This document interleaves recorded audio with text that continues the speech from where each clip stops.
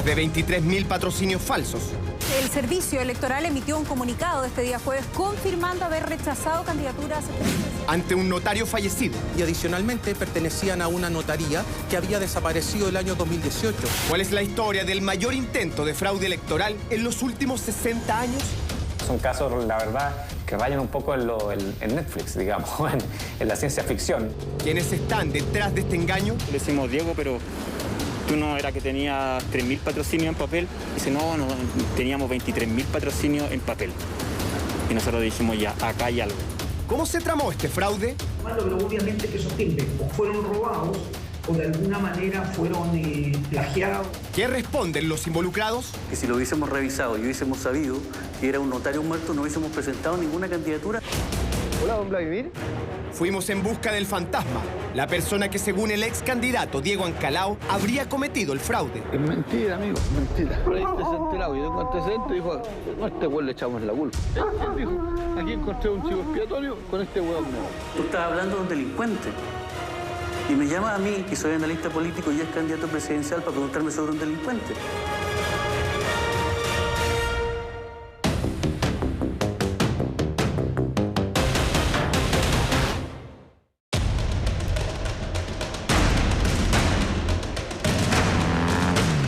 El lunes 23 de agosto la noticia se encuentra en las oficinas del Servicio Electoral. A la medianoche se acaba el plazo para inscribir las candidaturas presidenciales que competirán en la elección del 21 de noviembre. Pasadas las 9 de la noche, llega al CERVEL uno de los últimos interesados en inscribir su candidatura. Fue el representante de la lista del pueblo, Diego Ancalao. Pero solo 3 días después se destaparía el mayor intento de fraude electoral en más de 60 años. Último minuto. Bien, es la noticia política del momento. El Servicio Electoral emitió un comunicado este día jueves confirmando haber rechazado candidaturas presidenciales de Gino Lorenzini y Diego Ancalao de cara a las elecciones de noviembre. En el caso de Ancalao, se descubre que más de la mitad de las firmas presentadas en el CERVEL son ilegítimas. Diego Ancalao llegó al CERVEL solo con cerca de 35.000 firmas. El gran problema es que 23.000 venían con el timbre notarial de un notario que había fallecido en febrero de este año y adicionalmente pertenecían a una notaría que había desaparecido el año 2018. La noticia cayó como una bomba en medio de la lista del pueblo. Sus representantes acusaron que fueron engañados por quien se convirtió en su candidato presidencial. Lamento profundamente el horror político que ha generado esa conducta que sostuvo el candidato Ancalao. Me llega como un impacto, igual que a todos. Era una muerte anunciada. Por su parte, el Servicio Electoral envió los antecedentes a la Fiscalía Centro Norte. Sin embargo, Diego Ancalao asegura que fue estafado por un desconocido personaje de esta trama, a quien él habría contratado como reclutador de firmas, a cambio de un pago de 3 millones de pesos. Se trataría de Vladimir Rojas, contra quien Ancalao presentó una querella pocos días después por los delitos de falsificación de instrumento público, timbres y sellos. Pero ¿quién es Vladimir Rojas, cuyo rostro hasta ahora se desconoce? Vladimir Rojas no pertenece a los movimientos sociales ni a los partidos políticos, pero sí conoce del mundo delictual. La banda bautizada como Los Fantasmas, grupo considerado como peligroso. En el año 2019, el hombre que Ancalao acusa de ser el real arquitecto de la falsificación de firmas fue detenido junto a una banda delictual apodada Los Fantasmas, dedicados a robarle a personas que retiran grandes montos de dinero desde los bancos. Esta es la banda la más grande y que concentra la mayor cantidad de delitos de este tipo en la región metropolitana. Con prontuario por robo, hurto y asociación ilícita, Vladimir Rojas se mantuvo en prisión preventiva por más de 2 años. Pero a menos de un mes de salir de la cárcel, según Ancalao expresa en su querella, que este sujeto le fue presentado por sus asesores para obtener patrocinios, ya que afirmó trabajar con un notario que podría agilizar el trámite para la recolección de firmas. Añade que confió en Vladimir porque era familiar de un cercano de su equipo de campaña. El documento estipula que Vladimir Rojas habría recibido dinero por la gestión sin ningún comprobante ni boleta de honorario. Según el ex candidato, dicha transacción habría sido en una sucursal del Banco Estado, ubicada en la calle Gran Avenida, en la comuna de La Cisterna, el día 20 de agosto. Por lo que la querella solicita que la investigación de la Fiscalía revise las cámaras del lugar. Sin embargo, Vladimir Rojas, en la única declaración que ha hecho en los medios y siempre ocultando su rostro, desmiente la versión de Diego Ancalao, expresando que nunca recibió ningún dinero ni que tampoco realizó ninguna gestión notarial. Solo le entregó el dato de un intermediario. Debemos llegar a Vladimir, identificarlo y saber realmente su versión sobre la falsificación de firmas.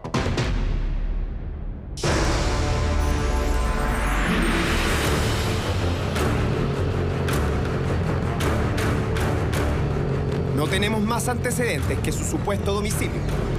No conocemos su rostro y no sabemos cómo podría reaccionar el apodado fantasma. Del interior sale esta persona, expresando ser el hermano de Vladimir Rojas. Sin embargo, no tenemos cómo comprobarlo y podría estar mintiéndonos. Oiga, yo se lo doy a mi hermano. Mire, ¿tiene para anotar? Sí, porque mi hermano será, pero debo preguntarle. Sí, por favor, dígale que necesito hablar con él. Él lo va a llamar seguro.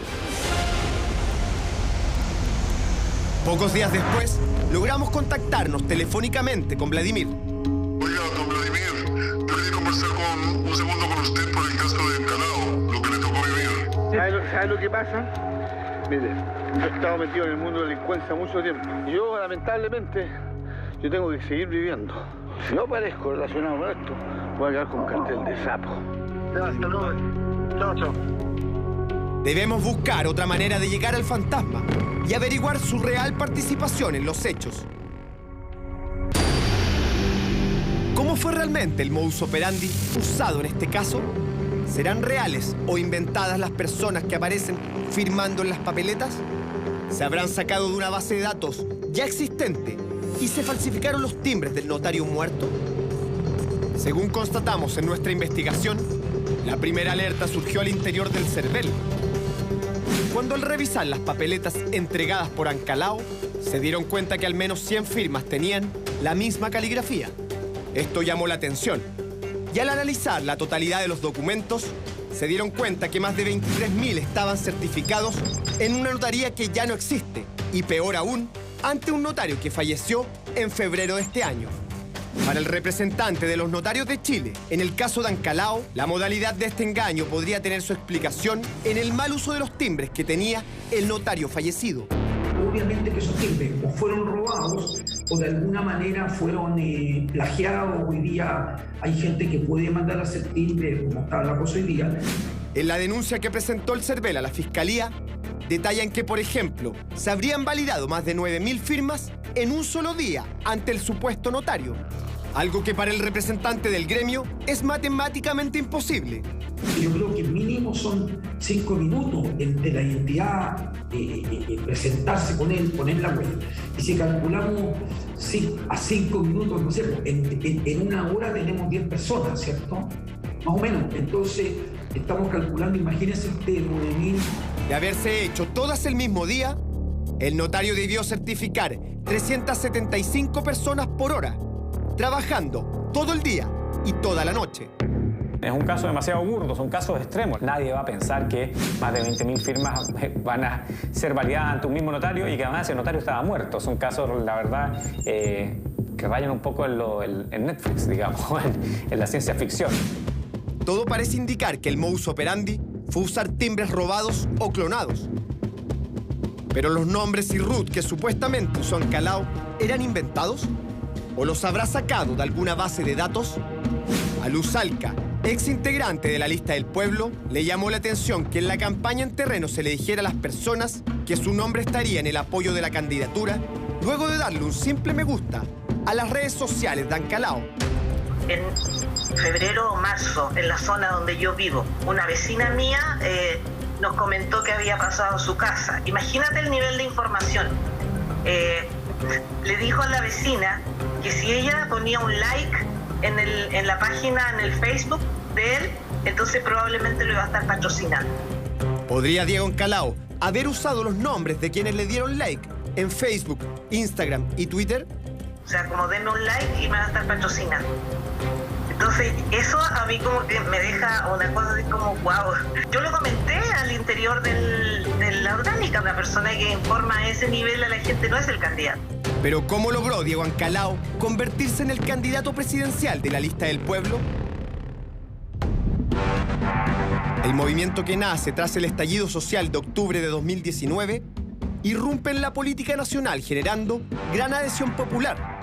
Sus principios se basan en la crítica a la política partidista, buscando mayor participación de independientes y levantando los valores de transparencia y probidad.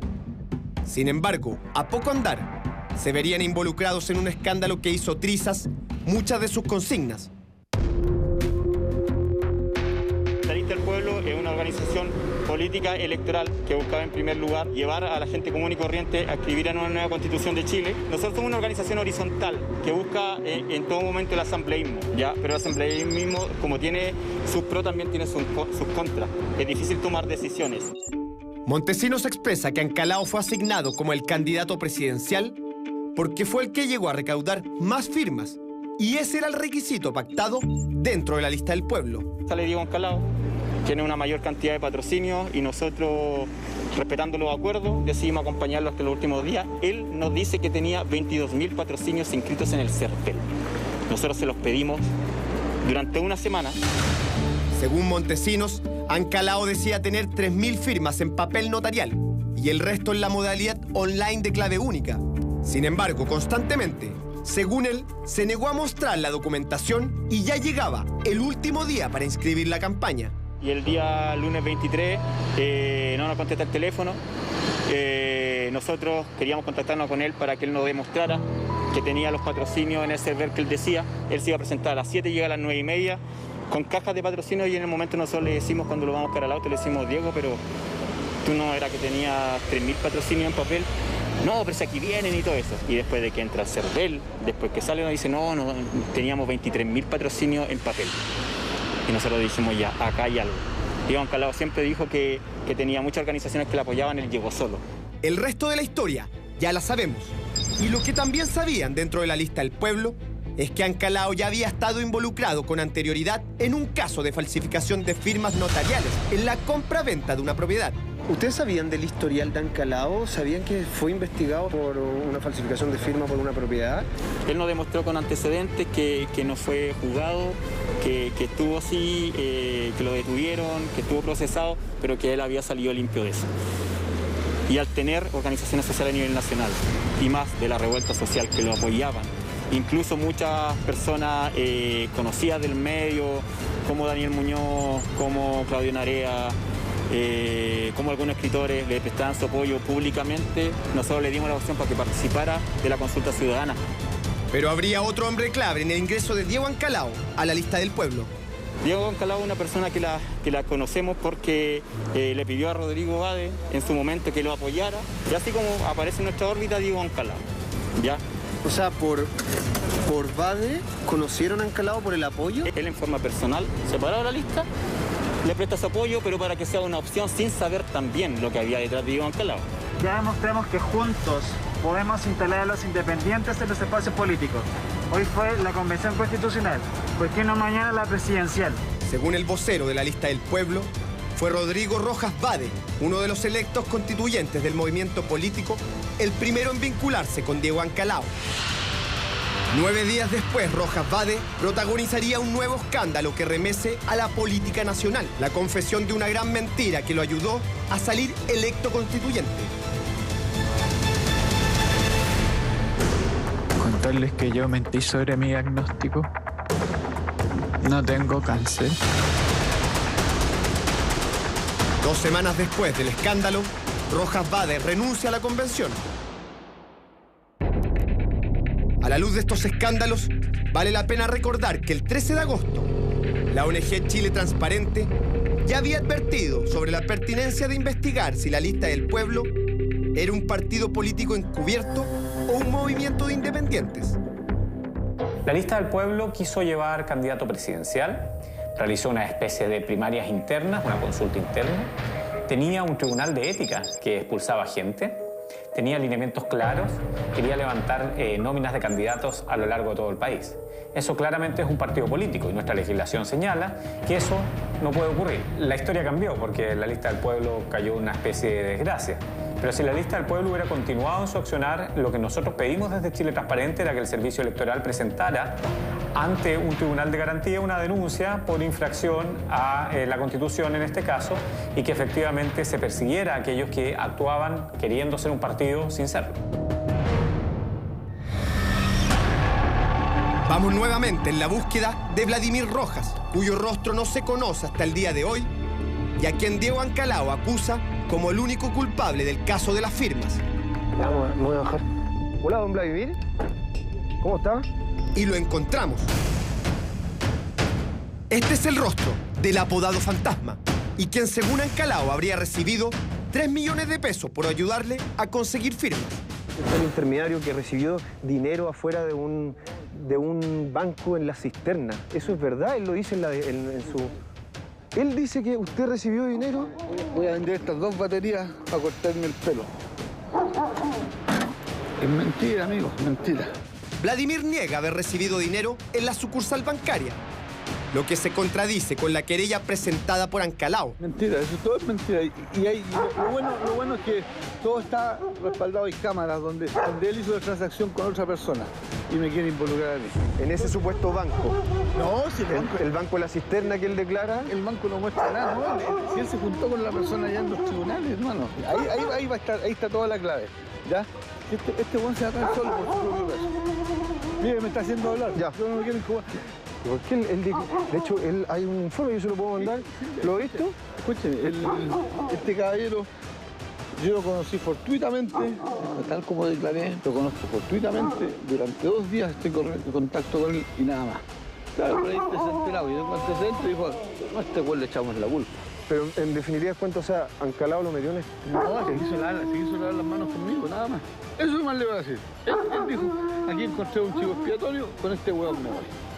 Vladimir de a poco comienza a expresar que él solo le presentó a una tercera persona, Diego Ancalao, quien en definitiva habría cometido el delito de las firmas.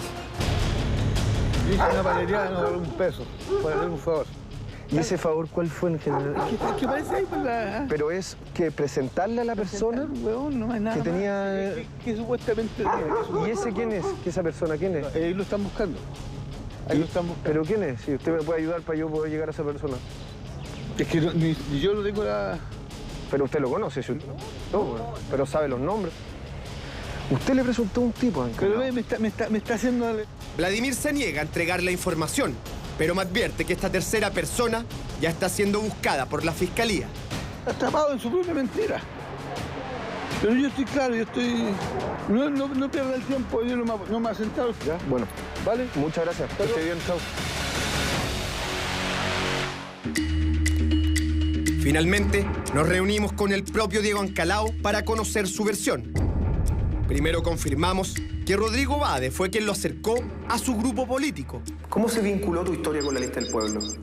Mira, yo en primer lugar nunca fui de la lista del pueblo, porque yo pertenezco a un pueblo que se llama Purén, de la Araucanía, y allá no hay lista del pueblo. ¿Hay un video de Rojas Bade que te vincula a la lista del pueblo? Mira, Rodrigo fue el primero en apoyarme en esa época donde no me conocía nadie y no me apoyaba nadie. Entonces, dentro de todo ese desconocimiento, él se la jugó de una manera personal para apoyarme.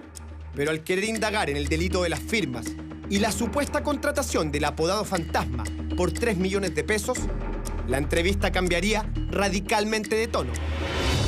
¿Cuánto se demoró Vladimir en recolectar? ¿Con cuántas firmas llegó Vladimir? Nosotros no tenemos el número puntual, pero lo que dice el CERVEL es que se presentaron 23.000 y fracción firma. Bueno, eso es lo que tiene que haber sido. ¿Solo Vladimir llegó con 23.000? Eso es el total de lo que se acreditó. ¿No te cuestionaste pasar 3 millones de pesos sin un recibo? Pero por supuesto que se pagaba y se esperaba que se cumpliera la gestión. Porque si no, ¿cómo va a pagar? Y la persona tiene cierto tiempo para que te remita su boleta, su comprobante o lo que sea. ¿Y él nunca te hizo un comprobante, una boleta, no, Vladimir? Porque yo no vi ese tema directamente. Yo estuve concentrado 100% en la búsqueda de patrocinios online.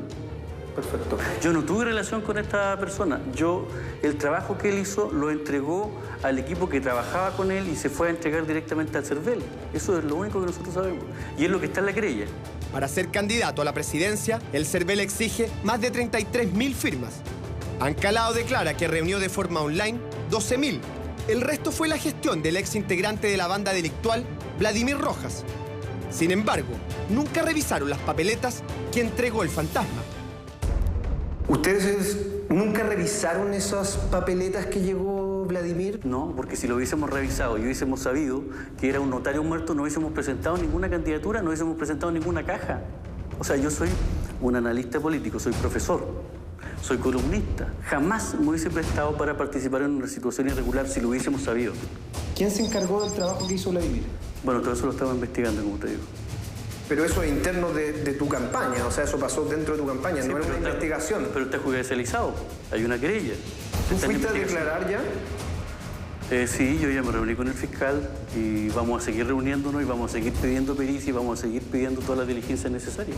Yo hablé con Vladimir, él me niega haber recibido dinero. Bueno, eso tiene que verse en el juicio, eso está en investigación y eso tiene que probarse y comprobarse ahí. Tú hablas en la querella de unas cámaras de seguridad en un banco. Pero mira, tú estás hablando de un delincuente.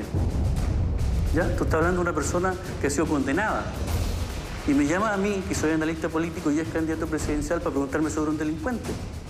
No, te estoy preguntando sobre un caso de firmas. Pero eso es lo que te acabo de responder, eso está en sede judicial. Vladimir me dice que... Ya, muchas gracias. Ha sido... Y antes de terminar la entrevista, el ex candidato decide sacarse su micrófono y dejar la oficina. Una lástima que te vaya a decir si estamos terminando de conversar. No, pero que esto está en sede judicial. Todo lo que yo diga puede ser usado en mi contra.